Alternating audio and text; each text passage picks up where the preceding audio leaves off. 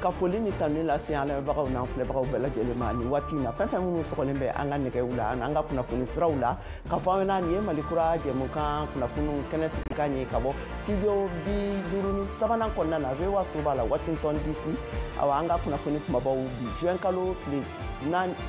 san 2024 kumabaw olu bɛna tali kɛ ninnu de kan. Lakana taabolo Mali jamana kɔnɔna na DIRPA n'ale ye Mali sɔrɔdasiw ka kunnafoniso ye ale y'a ka kunnafoni kɛnɛ sigi u y'a yira k'a fɔ ko kalo tɛmɛnen nin n'o ye mai kalo ye kalayara kosɛbɛ ko nka Mali sɔrɔdasiw ye u jeniyɔrɔ fin kosɛbɛ. Mariam Kuyate ale bɛna lakaliw kɛ an ye a kan.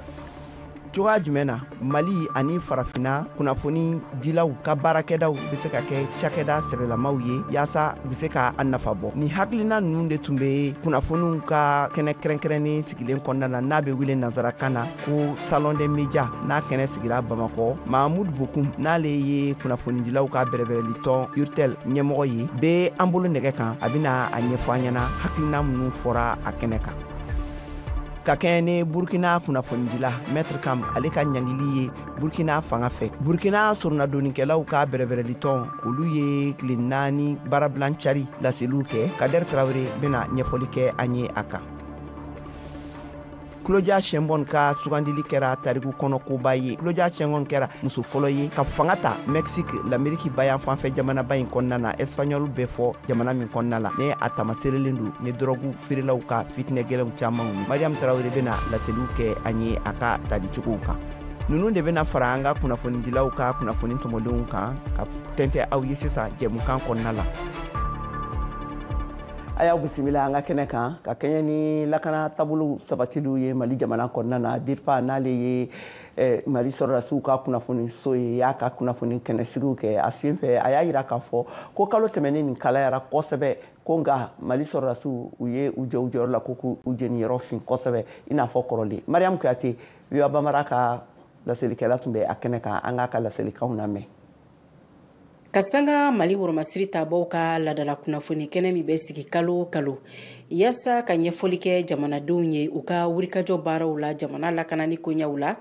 kunu fɛsɛfɛsɛlikɛla mɛ kalo taw la a yirala ko atakiw kɛla banbagaciw fɛ minnu sela ka kunbɛn a waati la sɔrɔdasiw yɛrɛ bolo. Suleman Danbele sɔrɔdasiw ka kunnafonidisoba ɲɛmaa don a bɛ walawalali kɛ an ye o koɲɛw kan. Jafara bɛ kalo tile 3 u taala dangari kɛ an ka sigida dɔ la an ka finitigilakaw ka sigida dɔ la o kɛla Jafara bɛ donc an ka mɔgɔ 5 bɔnɛniw nin na ani ka mobili dɔw tiɲɛna mais u y'a essayer k'o ɲɔgɔn fana de kɛ Muruja kalo tile 26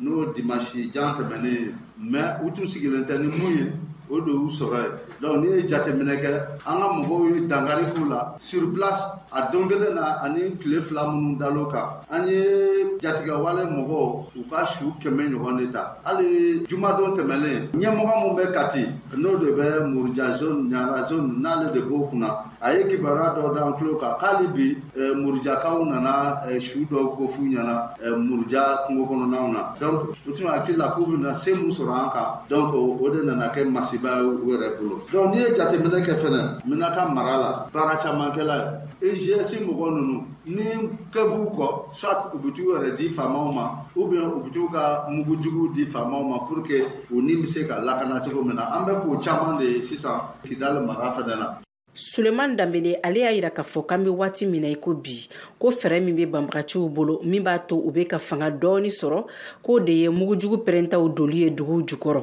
ko n'o tɛ ko disila kɛlɛ ko o fanga t'u la bilen. An tɛ se k'a fɔ ko dangari kɛl'u la pete-pete parce que hali bi u fanga n'an wulila ka wulikajɔ fɛn fɛn kɛ i bɛ taa sɔrɔ u bɛ taa mugujugu de don dugukolo la ni an ka finitigilamɔgɔw bɛ tɛmɛ u bɛ se ka olu dangari k'u la cogo min na. Donc k'a fɔ ko u k'u jɔ k'a fɔ u bɛ kɛlɛ kɛ an k'u jɔ face à face ko ka kɛlɛ kɛ o fangaba t'u la tun. Donc o de hukumu kɔnɔna na u b'a essayer la ka dangari kan na ni mugujugu minnu u b'o don dugu la mais k'a fɔ ko u bɛna ko ka na dangari kɛ faamaw la ɲɛ o fangaw dɔgɔyal'u bolo sisan mais an tɛ se k'a fɔ k'hali bi u tɛ se ka fɛn kɛ parce que an bɛ kɛlɛ mun na a bɛ fɔ a ma guerre asymétrique i t'a dɔn mun ye i yɛrɛ hakili t'a la mun b'a la i bɛ taa sɔrɔ o sen b'a la i sigilen tɛ ko mun bɛna dangari k'e la o tigilamɔgɔ de bɛna dangari k'e la. Ka sanga Woromasiri tabaw ka kɛlɛkɛminɛ n'u ka cɛsiri ni timinandiyaw ma faamaw ka kunnafonidi soba ɲɛma ale y'a yira ka fɔ ko fosi tɛna sɔrdasiw ɲɛkɔrɔma tigɛ u ka lakana baaraw la yaasa ka jamana kumabɔ o hokumu kɔnɔ u k'u be hakilisigi ni muɲu ɲini lakana ma sabati kosɛbɛ maa minnu ka marabolo kɔnɔnaw la ka daa kan ko baaraw be ka kɛ ni fɛɛrɛw ye. Mariam Kuyati ka laselikan do ka bɔ Bamako, VOA Bambara tɔgɔ la. Kunnafoni kuruba bɛ di aw ma kuma min na an ye a lase aw ma k'a fɔ ko Mali kunnafoni siraw ye u ka kɛnɛ kɛrɛnkɛrɛnni u ye n'a bɛ wele ko salon des médias nanzarakan na kɛnɛsigi kɛra ka bɔ mai kalo tile 31 na ka taa se juin kalo tile 2 ma awa Bamakɔ nin taku sabanan kɛnɛ nin sigili nin senfɛ hakilina bɛ dɔw de kumaw fɔra a tile 3 kɔnɔna la o bɛ tali kɛ kunnafoni baara bɛ se ka kɛ cakɛda sɛbɛlamaw ye cogoya jumɛn na yaasa kunnafoni dilaw yɛrɛ bɛ se ka u ka baaraw nafa bɔ cogoya minnu na Mali ani farafina gun kan awa o hukumu kɔnɔna la an ye wele bila Mamudu Bokum ma ale ye kunnafoni dilaw ka bɛrɛbɛrɛtɔn URTEL o ɲɛmɔgɔ ye a tun b'a kɛnɛ kan Mamudu ni tulo b'an na i bisimila an ka kɛnɛ kan. Ayiwa kayatu an bɛ fɔ an bɛ VOA lamɛnbaga bɛɛ lajɛlen fo. An ka foli b'i ye ayiwa kɛnɛ nin kan mun de fɔra kuruba la a la i bɛ se ka min laseli kɛ an ye sani an ka tɛmɛ ni ɲininkali tɔ ye. Ayiwa ni tile 4 baara kɛrɛnkɛrɛnnen min sigira kunnafonidilaw fɛ Bamakɔ Mali kɔnɔna in na yan a kumana fɛnba min yɛrɛ kan a baabu sen belebeleba yɛrɛ y'a ye kunnafoni bɛna di cogo di kunnafoni di cogo la i n'a fɔ sariya y'a fɔ cogo min na Mali kɔnɔ ani farafina tɔ o hukumu kɔnɔna la baabu sen caman minnu sɔrɔla kɔnɔ a fɔlɔ an kumana fɔlɔ an ka maakɔrɔw nana kuma ye Mali yɛrɛ kunnafoni di daminɛna cogo di n'a kuma l'histoire de la presse malienne donc an ka maakɔrɔw nana kumaw fɛ ka denmisɛnninw hakili jigi kɛlɛ minnu kɛra yaasa an bɛ liberté d'expression sɔrɔ o kɛlɛ ninnu tɛmɛna cogo di kunnafoni disow nana cogo di kumasow ni jabaranisow nana cogo di ale ni gafe sɛbɛn ni olu ninnu donc u nana maaw hakili jigin o la pour que ka dɔn k'a fɔ an bɔra yɔrɔ dɔ la an sera yɔrɔ dɔ la bi donc o kɔfɛ fɛn min bɛ kuma kunnafoni dicogo ka bɛn ni fɛn ni waati gɛlɛya ye n'o ye l'information en temps de crise donc waati gɛlɛyalen ni cogo min na kunnafonidila kan ka kunnafoni di cogo di a jɔyɔrɔ kan ka kɛ mun ye a kan ka mun ni mun de kɛ nin waati in na yaasa non seulement ale bɛ kisi a b'a ka sidaladenw kisi wa jamana yɛrɛ bɛ se ka bɔ kɔlɔlɔ la cogo min na donc kuma bawusɛn dɔ bolila o kan donc bawusɛn wɛrɛ bolila fɛn wɛrɛ min kan n'o ye ka kalanso dilan denmisɛnninw ye n'a k'o ma l'école du salon minnu bɔra k'a daminɛ sisan quoi baara kɛcogo ɲuman yir'u la ani an ka baara yɛrɛ sɛbɛnw ye min fɔ an ka sariyaw ko an ka baara kɛ cogo min na olu hakili jig'u la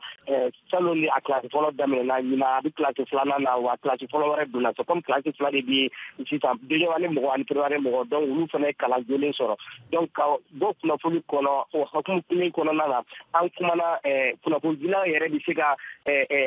bila condition na cogo di u ka wari u bɛ se ka bila condition na yaasa ka baara kɛ u kana don yugurugu la cogo di a yɛrɛ la k'a fɔ tant que convention collective ma sɔrɔ a ka gɛlɛn n'o an ka jamana kumaso yɛrɛ minisiri n'o ye Agiliyɛni ye ale kuman'o kan donc ale ko ni an kɔni labɛnna k'a sɛbɛn di ka na olu b'o sinsin yaasa maaw bɛ sara ɲuman sɔrɔ pour que ka fara fɛn wɛrɛ kan Bokum awɔ o ye baabusen laban i bɛ hakɛ to o ye Bokum ɲininkali filanan ye min ye o bɛɛ faamuyara quoi ɲininkali filanan ye min ye sisan komi an ka waati tɛ janya ten kosɛbɛ o de ye ka i ɲininka a la awa kunnafoni yɛrɛ dilaw ka cakɛdaw i y'a fɔ cogoya min na convention collective nin o ma se ka kɛ Mali la a ma se ka k'a sɛbɛlama ye n'i ye jateminɛ kɛ jamana wɛrɛw la i b'a sɔrɔ sa kunnafoni di cakɛdabaw olu bɛ o convention façon kɔnɔna la ni min b'a to kunnafonidilaw bɛ k'u yɛrɛ ye u tɛ se ka ɲagami fɛn wɛrɛ la ani fɛnɛ filanan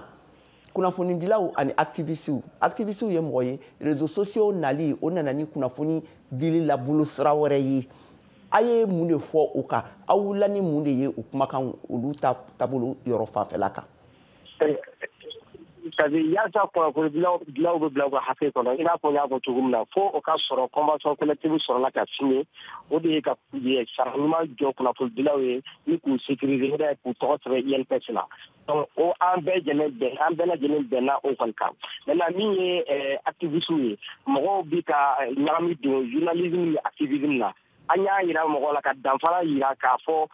journaliste ka baara ni ani activiste ka baara kelen kɛ donc mɔgɔw bi ka ɲagami ala baarakɛlaw yɛrɛ activiste dɔw yɛrɛ k'u yɛrɛ wele ni journaliste ye donc o de y'a ko gɛlɛma ye mais an ye sɛbɛn kura dɔw ta ne ye presse de fondation sɛbɛnnu ye a sɛbɛnnu bi gouvernement ka taabolo kan bi min bɛ na ni faranfasiya ye kunnafonidila kan ale ni activiste ka réseaux sociaux kan donc o sɛbɛn ni an kuman'o kan an bɛ ka sɛbɛn ni adoption de kɔnɔ yaasa an ka baarakɛda de se ka saniya cogo min na n'o ye k'a assainir ye yaasa bɛɛ bi jɔ i ka jɔyɔrɔ la kunnafonidila min ye journaliste o kan ka dɔn min ye activiste o kan ka dɔn mɔgɔw kana na a fila don ɲɔgɔn na parce que baaraw tɛ kelen ye baaraw kɛcogo tɛ kelen ye. Ka da fanga yɛrɛ sigicogow kan farafinna yɛrɛ ani Mali jamana kɔnɔna la kɛrɛnkɛrɛnnenya la n'i y'a jateminɛ u b'a fɔ kunnafoni bolow de ma k'a fɔ k'olu ye jamana fanga bolo 4 ye ka da wasabulon ani kiirisoba ninnu n'o ye Cour suprême ye olu yɛrɛ bɛ kan awa halisa ka tɛmɛ ni kuma ye i bɛ se ka mun de fɔ an ɲɛna kunnafoni yɛrɛ kanabilali kan rapidement dakuruɲɛ kelen na an ka sɔrɔ ka kun cɛ ni o ye. An bɛ se k'a fɔ kunnafoni kanabilalen don Mali kɔnɔ barisa ka d'a kan an bɛ don min na i ko bi journaliste kelen tɛ Mali kɔnɔ min bɛ kaso la donc ça veut dire que journaliste foyi ma minɛ ka don kaso la a ka baara hukumu kɔnɔ n ko journaliste de ni jamana ye sariya sɛbɛn di min ma k'a fɔ ko e ye journaliste ye kiti min ka baara hukumu kɔnɔ n'a donnen don kaso la an bɛ se k'a fɔ o kɔni sɔrɔlen don nka min tɛ ye min tɛ se ka ye ka minɛ o ye bagabagali minnu bɛ kɛ souvent mɔgɔw bɛ latunu souvent o bɛ bagabaga o wele téléphone na bon o document kelen tɛ mais c'est une réalité à dire donc o bagabagali de bɛ mɔgɔ kan o y'a yɛrɛ awa n'a sɔrɔ journaliste caman bɛ autocensure kɛ donc Bokum an ka foli b'i ye waati an kurunin don ni waati ye k'a fɔ a lamɛnbagaw ye nin tun ye Mamudu Bokum de ka kumakanw ye ale ye URTEL ɲɛmɔgɔ ye ka bɔ Bamakɔ a tun bɛ ka kuma fɛn min ye kunnafoni di kɛnɛ min kɛrɛnkɛrɛnnen kun sigira tile 2 tɛmɛnen ninnu na u taara ka taa kuma minnu fɔ yen na a b'o de ɲɛfɔ la ka tɛmɛ n'an ka kunnafoniw ye ka kɛɲɛ ni Maître Kam n'ale ye Burkina surunadonnikɛla ye ni a ɲangira Burkina fanga mɔgɔw fɛ n'u kan ka a bila ɲangili kɔrɔla la Maître Siaka Ɲamba n'ale ye Burkina bâtonnier ordre des bâtonniers des avocats du Burkina ye ale ye tile 4 baarabilan cari laseliw kɛ yaasa ka se k'u ka nisɔngoya jira ka kɛɲɛ ni u jɛɲɔgɔnkɛ ni ale ka ɲangiliw ye Kadɛri Tarawele n'o ye VOA Bambara ka laselikɛla ye ka bɔ Burkina bɛ ɲɛfɔli kɛ a ye hakilina dɔw di olu ma an k'a lamɛn. Nous sommes retrouvés ce matin, tous les avocats. An ye ɲɔgɔn sɔrɔ sɔgɔmada na Burkina Faso avocaw bɛɛ ni ɲɔgɔn ye ba na ka se ka kuma adamaden hakɛ min bɔrɔtɔlen don Burkina Faso kan ni Guy Hervé Kam ya a misaliya dɔ ye. Ka mɛ wagati jan adamadenw hakɛ tɛ kan ka bonɲɛ Burkina Faso kɔnɔ. An mun y'o hakɛ ninnu dɛmɛbaga ye an bɛ fɛ ka filɛ le an bɛna kɛ cogo min o hakɛ ninnu ka bonɲɛ ale ni mɔgɔ ka ɲi ka minɛ sariya min ka ɲi ka taamara k'o kumaw fɔ. Interpeller nos autorités afin que ces droits-là soient respectés. Nin dakabana ɲɔgɔn kunbɛn nin banni kɔ n'an ko assemblée générale extraordinaire alu ye dantigɛli dumanw le ta. Je vais m'en tenir aux décisions prises par le conseil. An bɛnna min na o ye baara dabila ye. Burkina Faso avocaw bɛɛ an bɛna baara dabila k'a ta tarata juin kalo tile 4 ka taa bila sibiri min juin kalo tile 8 ye Burkina Faso mumɛ bɛɛ ra. Anw fɛ ten cogo la le anw dara kan min na mɛ anw dara kan min Burkinabɛw bɛɛ lajɛlen fana jɔyɔrɔ ye bi nin na. Seront attentives à nos préoccupations qui en réalité sont les préoccupations de tous les Burkinabés. Ayiwa Guy Hervé Kam ka nɔminɛli o ma nin kiiritigɛ sariya ninnu bato wa. Il faut dire les choses telles qu'elles se sont passées. Vous avez tous suivi. Anga ko fo ina fo akera chugomi abe imeni kara nga nebina min fo anga saria sebe duruna okun worona mi article 6 ale ba yira ka fo ko ni koti sinani na ko avocat kanya mogoba mi batoniye o kan ka konka sara ale la fo wa dugo kiritige soba o procureur wakati mi sebe nduna ale bolo asaria sira ale yo tama ta aklina olodi o aklina fanati fenwere foka yira ka fo ko saria ka bato ko atuka sara bato ni la ale ni tribunal administratif tu yi min fo ka fo ko ka no mbla ne olofo amalon asora tugomena sebe bora procureur bolo sora suka critique lawo wolo e an wele amu bi met gi Hervé Kam ka avocat oye ko anga gera koro kasika na ademe bolota pour leur dire de se présenter à son cabinet pour assister leurs clients. Akalo mona ko sora suka critique so o ma aklina foi kanefe o ma aklina foi fana soro nefe via le président de la chambre d'instruction. Kama soro aw tese ka ni kiri ni tabolo jowa. On ne peut pas arrêter la procédure. Mais c'est tellement ni simple. baran ko tese ka lo tuguni nga akano ko kojugo ka asari asra o bato. Quand c'est comme ça, c'est du pain béni pour les avocats de Guy Hervé Kam. Mado kamiria ye ko Guy Hervé Kam ye aw bonyorongo dole ko ole kama aw be wuli ka jorat mabe aw be mule fo o ko ni senkoro. Que je réponds nama kuma bi Guy Hervé Kam lo sini abse ka kene abse ka ke ere abse ka ke Burkina Faso dembela yelena fana. Tout citoyen de ce pays, quand vous lisez nos déclarations, vous verrez que ngani Guy Hervé Kam malabla aw buna mule ke grève kofe ni kele on ba ke fo on dara kanka me aywa sisan an bɛna an kulo kɛrɛmu bɔ aw kana taa kunnafoni tɔw b'an bolo an bɛ fiɲɛ minɛ ka segin ka na kɔfɛ a k'an bɛɛ sɔnni.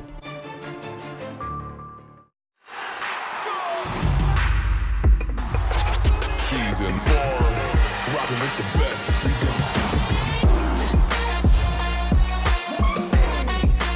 Rocking with the best.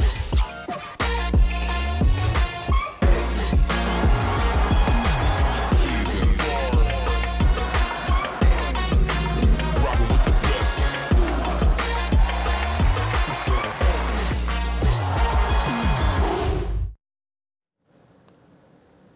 Tabu dugu Sunjata Keita ani Sumanguru Kante ka kɛlɛ fɔlɔ kɛra yɔrɔ minnu na n'a a bɛ kilo 7 ani Sibi dugu ni ɲɔgɔn cɛla la kɔlɔn dɔ bɛ yen nɔ n'a bɛ wele maninkakan na ko dugukule mikɔlɔ ayiwa mikɔlɔn ayiwa a yira nin ye Asan Bayirika caman ye ayiwa kɔlɔn ni kɛlen bɛ fɛn façon dɔ ye mɔgɔw b'a a jura awa a yɔrɔ kɛlen bɛ kɛlɛkɛdenw fana olu ka kalikasiɲɛ yɔrɔbaw ye a waati ninnu na ka tɛmɛ awa an bɛ don min na i ko bi yɔrɔ nin sigida Sibi sigida tamaseri belebeleba de don Mokhtar Bari ani Vinabe Dena olu ye sɛgɛsɛgɛli kɛ a kan an k'u ka sɛgɛsɛgɛlikanw lamɛn. Sibi n'a ni Bamakɔ cɛ bɛ taa kilomɛtiri 50 bɔɲɔgɔnko la kabini San Bayirika ale lakodɔnnen don n'a ka kokɔrɔw ani yɔrɔkɔrɔw ye Empire du Mali kɔnɔna na o yɔrɔkɔrɔw cɛla Tabu kɔlɔn kɛlen don ka jɔyɔrɔba de fa sabula o kɔlɔn in kunna Sunjata Keita Sumaworo Kante fo ka taa se kɛlɛkɛcɛ wɛrɛw ma Empire du Mali kɔnɔna na olu kana u jɔ ni k'u kali i n'a fɔ an ka ɲɛbilabaga Dagaba Tarawele b'a ɲɛfɔ cogo min na o kɛlɛ fɔlɔ kɛlɛ Tabu ka kalili kɛ yɔrɔ min na n b'o o kalili yɔrɔ de la donso minnu n'a sigi donsokɛ kɛ 12 donsokuntigi tɔgɔ ko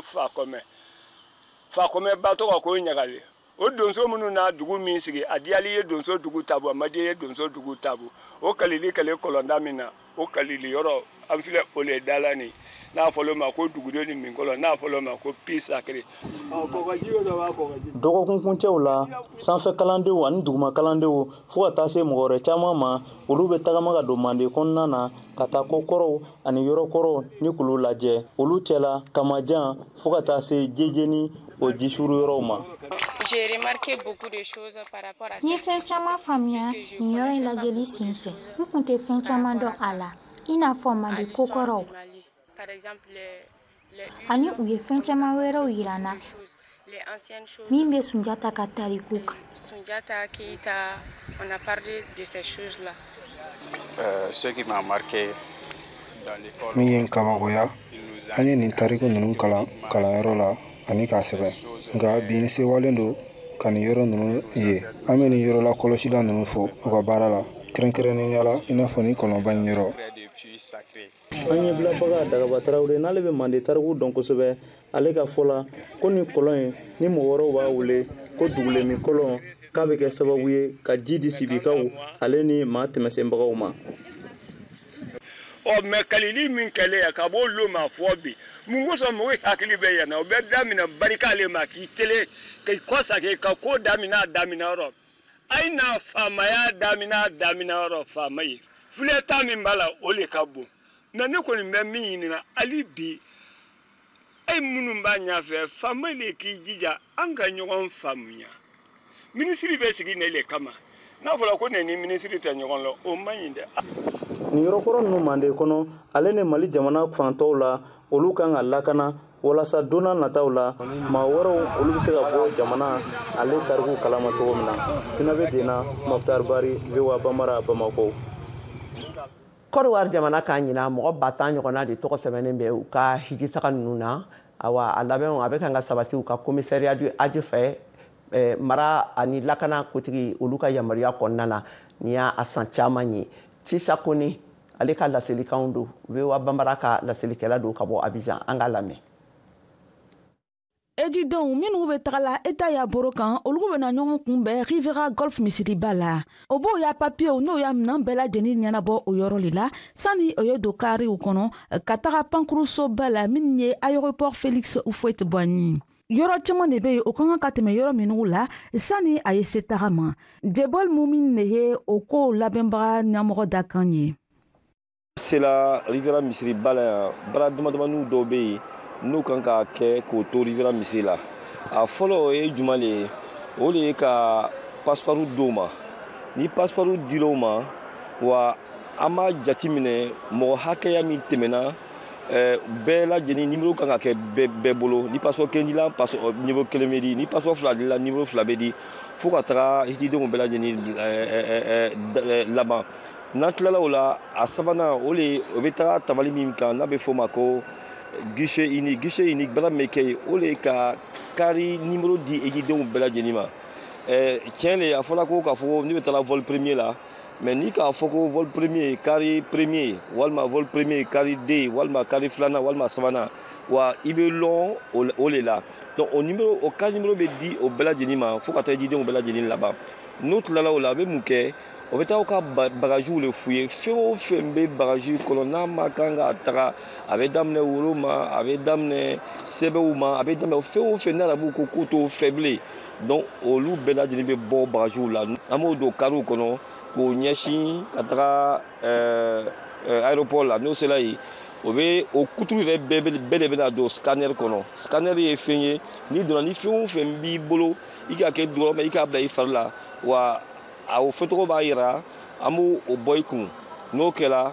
i bɛ tigi ɲɛsin sisan k'i don maka ni k'a mɛn ko makasara donda le b'a la i bɛ tigi don yen sisan n'i donna yen i bɛ bɛn arabu le ma n'i donna yen i ɲɛna k'a fɔ k'i sera maka i ma se makaba dɛ i bɛ arabu ye la wa mɛ baara dɔ bɛ kan ka kɛ i kan ka baara min kɛ k'i lase Madina o baara lajɛlen bɛna na kɛ yɔrɔ min na de formalités bɛ kɛ wa o bɛ ko nɔgɔya ma sani k'i ladon avion kɔnɔ. Côte d'Ivoire jamana dɔ la Arabie Saoudite ya baaraba dɔ kɔnɔ min ye Tarik Maka a san 2 le ye ɲinan ye o baara ye ko ɲumanba le ye min bɛ ejidenw dɛmɛ o b'o ya kow bɛɛ lajɛlen ɲɛnabɔ Abidjan sani o ye se Arabie Saoudite o laɲini ne ye o kana sɛgɛ o seni Maka o le kama Rivera Golf misiriba la o y'a minɛnw bɛ sɛgɛsɛgɛ ka ɲɛ ka fɛnw bɔ minnu man ka don Arabie Saoudite Mariam Sila bɛ minɛnw sɛgɛsɛgɛbagaw cɛma. An bamuso don a saki de kɔnɔ an ɲɛ bɛ papier nin na a kɛra comme gâteau le b'a kɔnɔ k'a sɔrɔ woro le b'a kɔnɔ an n'u bɛ sakiw le f'u ye fɛn min tɛ taa woro petit ko la an m'o bɔ a la donc a ka ye hali n'a ka dogo cogo o cogo an n'u b'a bɔ an baara le y'o ye. Kane Keita siyɛn joona le ye nin ye eji kɛnɛ kan a ka ya nisɔndiya n'a ya sawa yila sabula a bɛ tagala a y'a dina lɔse lorunan dafa. hejini a diyala n ye ka timi fɛn bɛɛ kan n bɛ taa ala kelen bele bato segurɛ tɛ mɔɲɛ fa la sababu ɲuman ani woloden ɲɛnɛma ale le k'an bila siya kan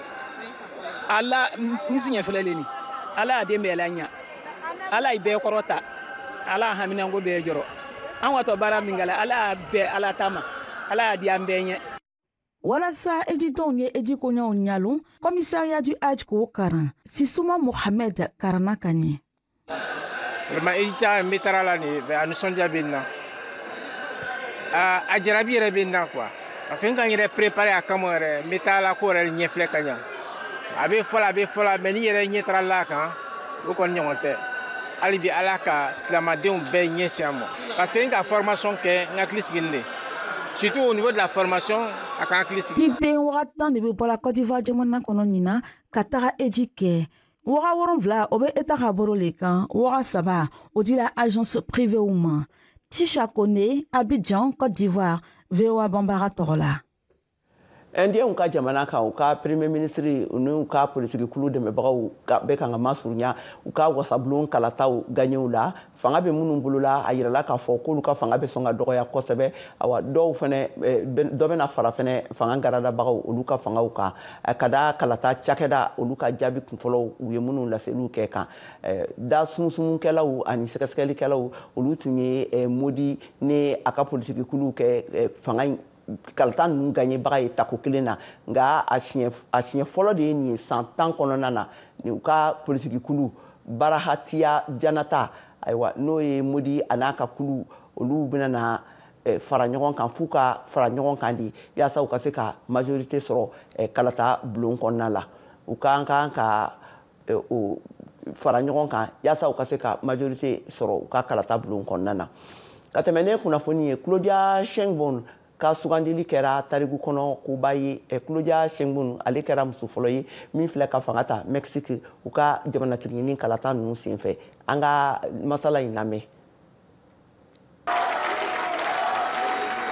Claudia Sheinbaum bilala wasadenkɔrɔ Xochitl Galvez ɲɛ ni 227 ye George Alvarez ye kan 210 sɔrɔ Morena a n'a dɛmɛbagaw faralen ɲɔgɔn kan ye wasabulon fɔlɔ ani filanan sigilanw tilan minɛ u ka politiki kulu bɛ to Mexico sabila Carla Burgata wasadenkɔrɔ sugandira kokura Sheinbaum ka kan ka jija ka drogue feerelaw ka fagali jugu ani u ka fitinɛ gɛlɛyaw fɛgɛya mɔgɔw kan a yirala k'a fɔ ko san o san mɔgɔ 30 de bɛ faga Mexique ka sababu kɛ drogutigiw ka fitinɛw ye kabini san 2006 mɔgɔ 450 ɲɔgɔnna de fagara ne ka tila ka 100 ɲɔgɔn woloku nin kalata ninnu yɛrɛ kofɔw senfɛ nagakɔrɔ cɛbɔ 25 ɲɔgɔnna fagara an bɛna Mexique bila basigi ani lakana siraw kan jamanakuntigi kura ka fɔ la ne layidu dikanw ye ka fitinɛ kɛlɛ ne ka lakanabolo garde nationale k'olu mafa kosɛbɛ ani ka sɔrɔ ka sariya bulu kuraw sigi sen kan.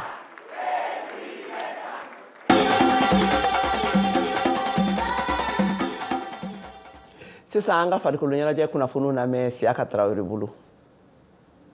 Sirantolantan bunagun kan Mali sirantolantana Yves Bissouma n'a bɛ ntolantan Anglais jamana kan Premier League la u ka tɔnna min tɔgɔ Tottenham ye kasara sɔrɔ sibiri tɛmɛnen sufɛ ka dugu jɛ kari la ka da kan binganikɛlaw ye a ka monturu min sɔngɔ bɛ taa i jɔ euro wari 300 la k'o bosi a la jagoya la a kɛra kan dugu la Faransi jamana kan kunnafoni don min sɔrɔla AFP yɔrɔ Faransi polisilakaw ye min di sirantolantana Yves Bissouma min si bi t'i jɔ san 27 la tun bɛ dunajigiso ɲuman dɔ la kan nana tola tun do a n'a terimuso ka bɔ a ka ciw la sɔgɔmada fɛ nɛgɛ 4 waati karidon kunnafoni don min dira kunnafoni gafe Nice Matin ka kunnafoniyaw la Bissouma n'a terimuso k'u to u ka mobili kɔnɔ u ka dunajigiso da la cɛ 2 n'u ɲɛdaw tun datugulen don n'an ko an kagule u ye binganiwale ta ka ɲɛsin u ma Yves Bissouma y'a laɲini ka boli ka taa dunajigiso kɔnɔna na nka o bɛna ta a ma kisi binganikɛlaw ye sisi jugu fiyɛ n'an ko gaz lacrymogène ka sɔrɔ ka ka monturu bosi a la ka boli n'a ye AFP ka kunnafoniyaw la